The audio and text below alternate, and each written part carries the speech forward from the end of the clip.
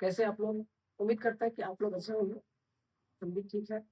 इसके पहले वाले वीडियो में हम मृदा के बारे में बताए थे। इसके पहले वाले 2 पार्ट में मृदा के 3 प्रकार का जिक्र किए थे। जलोढ़ मृदा, काली मृदा और लाल एवं पीली मृदा। लेकिन आज के इस वीडियो में जो है बाकी बचा जो 3 मृदा है उसको हम बताएंगे, यानी कि मृदा का ये लास्ट वीडियो है। इसमें हम पढ़ेंगे लेटेराइट मृदा। लेटेराइट मृदा की बात करें तो ये जो नाम से स्पष्ट हो रहा है कि भारतीय नहीं, ये लेटेराइट शब्द जो है ग्रीक भाषा के लेटर शब्द से लिया गया है और जिसका अर्थ होता है ईंट। जिसका अर्थ क्या होता है? ईंट। ईंट ईंट का अर्थ होता है, इसका मतलब ये हुआ कि लेटेराइट मृदा का रंग लाल होगा और ईंट के जैसा कठोर होगा। ये जो लेटेराइट मृदा जो लाल जो होता है उसमें उपस्थित लौह अयस्क और एल्युमिनियम के कारण इसका रंग लाल होता है और ये ईंट की भांति जो है कठोर होता है। अगर हम बात करें इस मिट्टी का, तो यह मिट्टी भारत के कुल क्षेत्रफल का 4% भूभाग पर पाई जाती है। मात्र 4% पर, यानी कि सबसे कम मात्रा में जो है यही मिट्टी पाई जाती है। और सबसे अधिक की बात करें तो भारत की भूमि पर सबसे अधिक मिट्टी जो है जलोढ़ मृदा पाई जाती है, जो कि लगभग 40%। और ये लेटेराइट मृदा जो है मात्र 4%, सबसे कम यही पाई जाती है। उसके बाद में ये कहाँ पाए जाते हैं? तो वैसा क्षेत्र जहाँ तापमान और वर्षा जो है अधिक होता है उस क्षेत्र में जो है ये लेटेराइट मृदा पाई जाती है। तापमान भी अधिक और वर्षा भी अधिक। देखिए, तापमान अधिक और वर्षा अधिक होने से होता क्या है कि मृदा पर असर पड़ता है। अब असर क्या पड़ता है कि जिस क्षेत्र में अधिक वर्षा होगा उस क्षेत्र की मृदा होगा क्या कि उस क्षेत्र में मृदा का कटाव हो जाएगा। उसके बाद में उस मृदा में जितने भी पोषक तत्व है सब बह जाएंगे। उसके बाद में उसकी गुणवत्ता में जो है गिरावट आएगी। और अधिक बारिश होने की वजह से होगा क्या कि उसमें जो है अम्लीयता बढ़ भी सकती है। ठीक है। और तापमान अधिक होगा तो मृदा पर क्या असर पड़ेगा? तो तापमान जब अधिक होगा तो मृदा पर ये असर पड़ेगा कि मृदा में जितने भी जैविक पदार्थों को अपघटित करने वाले सूक्ष्म जीव होते हैं, बैक्टीरिया होते हैं, वो सारे के सारे क्या हो जाएंगे? मर जाएंगे। तो कुल मिलाकर अगर हम बात करें तो लेटेराइट मृदा जो है उतना उपजाऊ नहीं होता है जैसे जितना कि जलोढ़ मृदा, काली मृदा या लाल एवं पीली मृदा। ठीक है। और न उपजाऊ तो होने का कारण यही है तापमान अधिक और वर्षा अधिक। बात करें अगला पॉइंट, तो इस मिट्टी में जो है ह्यूमस की मात्रा नगण्य होती है, यानी कि ह्यूमस जो है न के बराबर होती है। अब हम सबसे पहले ये जानेंगे कि ह्यूमस होता क्या है। तो ह्यूमस की बात करें तो ह्यूमस एक काली रंग की कार्बन युक्त जो है काली रंग की कार्बन युक्त होती है जो कि मृत पौधे और मृत जंतु से जो है सड़ने और गलने से जो है ह्यूमस का निर्माण होता है। ह्यूमस में जो है प्रचुर मात्रा में और अनेक प्रकार के पोषक तत्व पाए जाते हैं। ठीक है। जिससे कि मृदा का स्वस्थ और मृदा का जो है गुणवत्ता बनी रहती है। यानी कि जिस मृदा में जितना अधिक ह्यूमस पाया जाएगा वो मृदा उतना ही उपजाऊ होगा, और जिस मृदा में जितना कम ह्यूमस पाया जाएगा वो मृदा उतना ही कम उपजाऊ होगा। तो ह्यूमस की मात्रा नगण्य है, इसका मतलब ये हुआ कि लेटेराइट मृदा जो है उतना उपजाऊ नहीं है। उसके बाद में अगर हम विस्तृत की बात करें तो ये कर्नाटक, केरल, तमिलनाडु, मध्य प्रदेश, उड़ीसा और कुछ असम के पहाड़ियों में भी ये पाए जाते हैं। ठीक है। हालांकि आंध्र प्रदेश में भी पाए जाते हैं।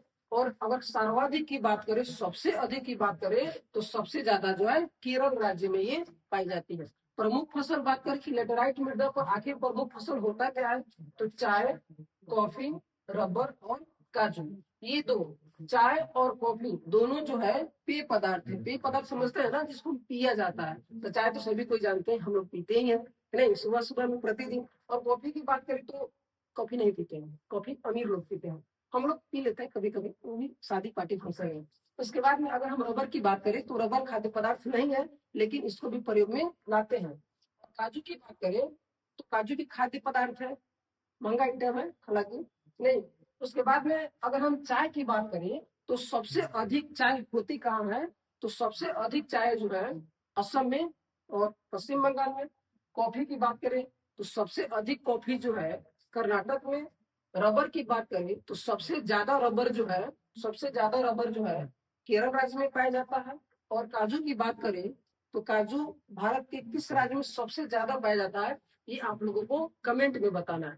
ठीक है, उसके बाद लेटेराइट मृदा हो गया। अब लेटेराइट मृदा के बाद हम आएंगे पर्वतीय मृदा में।